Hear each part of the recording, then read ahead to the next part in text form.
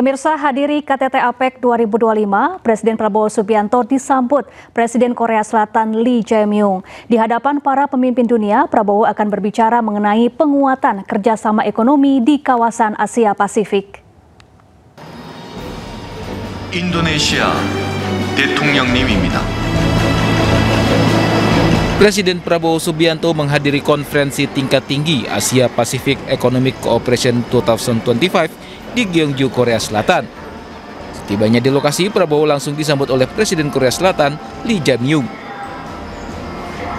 Rangkaian KTT APEC digelar pada 30 Oktober hingga 1 November 2025. Konferensi ini dihadiri para pemimpin ekonomi anggota APEC untuk membahas arah kebijakan strategis di kawasan Asia Pasifik.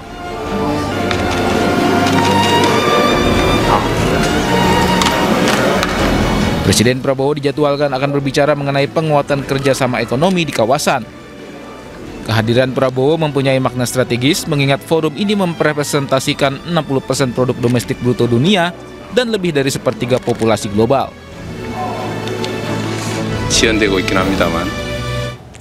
Sebelumnya, setibanya di Korea Selatan, Presiden Prabowo Subianto mendapat sambutan hangat dan meriah dari diaspora Indonesia. Para WNI yang tinggal di Korea Selatan itu mengaku senang bisa bertemu langsung dengan Presiden Prabowo.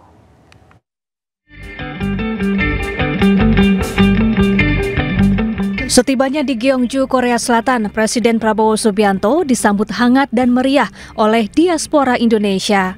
Para diaspora Indonesia yang tinggal di Korea Selatan ini secara khusus datang ke hotel tempat Prabowo menginap.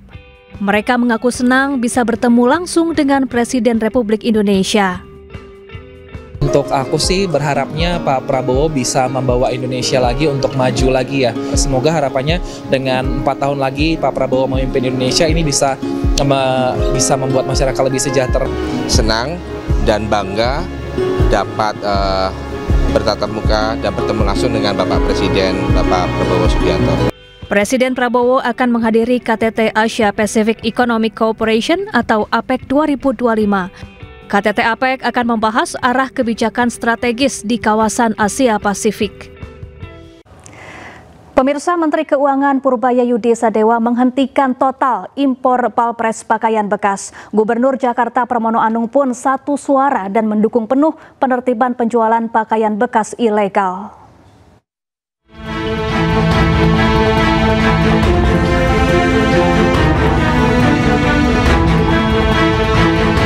Bisnis gelap jual beli impor pakaian bekas ilegal terus ditertibkan. Peraturan Menteri Keuangan khusus pun akan segera diterbitkan. Aturan ini secara spesifik akan membidik jalur masuk pakaian bekas secara ilegal. Gubernur DKI Jakarta Pramono Anung mendukung langkah pemerintah. Menurut Pramono, praktik jual beli barang bekas itu merugikan. Pramono juga berjanji Pemprov DKI akan memberi pendampingan kepada para pedagang yang terdampak. Saya sudah meminta pendampingan dari UMKM dan dinas terkait lainnya untuk melakukan pelatihan kepada para pedagang. Jangan kemudian kalau thrifting ini nggak ada yang diuntungkan. Jadi apa yang menjadi larangan, apa yang menjadi nanti kalau memang ada operasi, malah pemerintah Jakarta akan memberikan pendampingan kepada pemerintah pusat untuk melakukan pembersihan terhadap thrifting. Sementara itu, pemirsa, larangan impor barang bekas ilegal atau yang dikenal dengan thrifting mendapatkan reaksi keras dari masyarakat. Mereka berharap aturan dibuat jelas supaya tidak membingungkan para penjual pakaian bekas. Sangat berdampak sih Bang. Mungkin saya sebagai karyawan pengen buat thrifting ya tetap ada. Entah nanti regulasinya seperti apa, karena thrifting juga kalau diambil dari sisi positifnya kita mengurangi pengangguran juga, mengurangi limbah juga. Terus kita barang-barangnya meski di luar terus tetap steril. Sangat sedih pastinya gitu, karena mata pencarian kami di sini gitu. Tapi ya semoga untuk kedepannya bisa untuk thrifting dan brand-brand lokal bisa seiring berjalan bersama gitu. Karena kan salah satu thrifting terutama untuk UMKM kecil seperti kita ya bisa mengurangi para pelajar yang fresh graduate. Lagi dan lagi banjir merendam kota Jakarta di musim penghujan. Lantas apa langkah Pemprov Jakarta untuk atasi banjir? Selengkapnya usai jeda.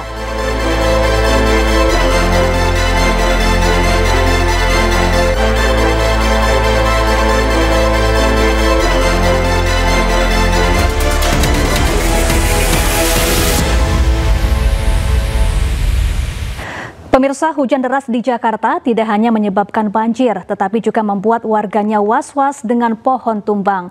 BMKG pun mengingatkan hujan akan berlangsung hingga 3 November mendatang.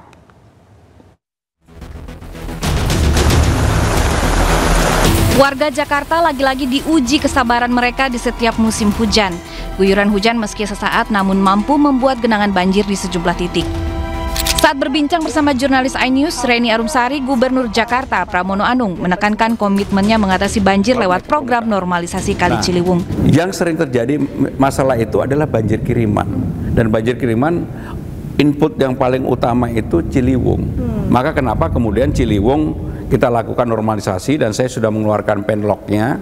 Kita sudah melakukan mulai pembebasannya. Mudah-mudahan tahun ini untuk normalisasi Ciliwung sudah kita lakukan. Belum selesai masalah banjir, kini pohon tumbang turut menjadi PR Pemda untuk dituntaskan. Dalam sepekan, pohon tumbang akibat hujan deras dan angin kencang di Jakarta tidak hanya membuat kerugian material, tetapi juga memakan korban jiwa. Korban pohon tumbang kini berhak mendapat santunan mulai dari maksimal 50 juta rupiah bagi korban meninggal dan 25 juta rupiah bagi korban material.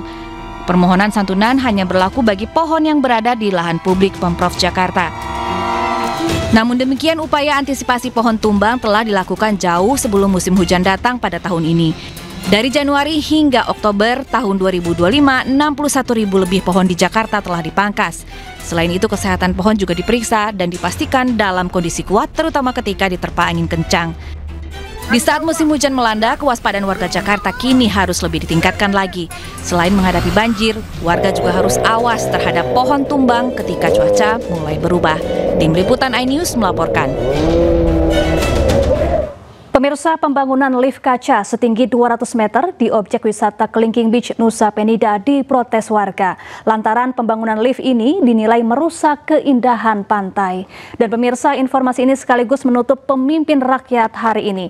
Temukan informasi-informasi terbaru lainnya di www.inews.id dan cuplikan tayangan berita iNews dapat Anda saksikan di kanal YouTube @official iNews. Saya Syafati Suryo dan kerabat kerja yang bertugas pamit undur diri. Pemimpin rakyat, pemimpin beraksi, rakyat awasi. Sampai jumpa.